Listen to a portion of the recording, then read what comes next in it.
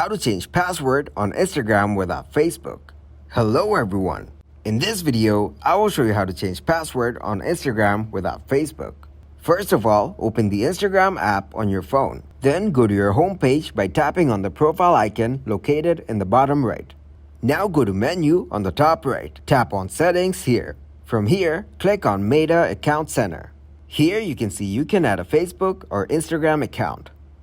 So, make sure that your account should not be linked with Facebook. Now go back to the main menu. Tap on Log Out here. From the page that appears, select Login to another account.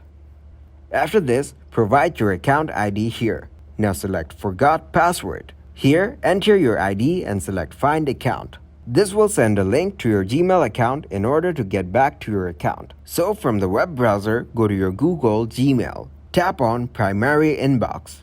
Now open the recent email containing the link. After this, tap on Reset Your Password. Here, set your new password. Also, log out of other devices. By doing so, you can change password on Instagram without Facebook. Thank you guys for watching this video. Hope you got some value.